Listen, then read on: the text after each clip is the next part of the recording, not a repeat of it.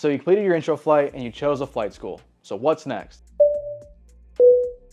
Next step, get a medical. See if you can physically pass an FAA medical exam. Based on what you want to do with your career, there are different classes of medicals. If you want to go to the airlines, get a first class medical.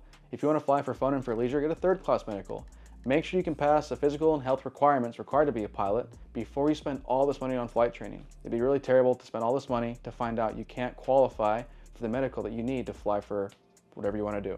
So how do you get a medical? So to get a medical, it's relatively simple. Go online, Google FAA medical AMEs near me. Find an AME near you, call them, schedule an appointment.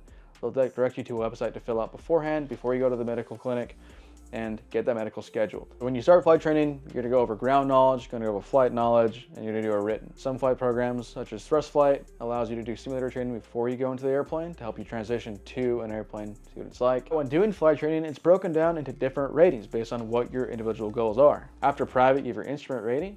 Flight to fly in the clouds, lets you fly without looking outside, looking at instruments. Commercial rating, flying for hire, what's it like to be a more polished professional pilot. Multi-engine rating, flying with 2 different engines. CFI, Certified Flight Instructor Instrument. These are all different ratings that allow you to progress in your aviation journey. As you pursue through your ratings, each rating is going to have its own separate ground training, flight training, written exam, and a practical test with a designated pilot examiner for private, instrument, commercial, and so on.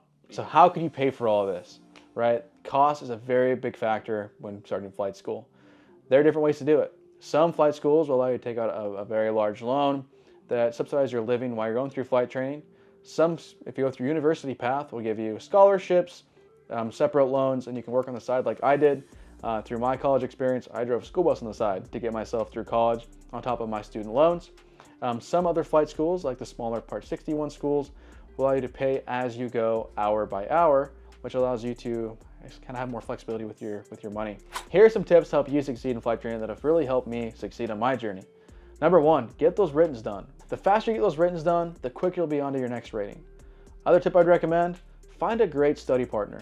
Back when I was going through my training, I had a great group of friends I studied with. They helped me study for the ground knowledge that really set me up for success.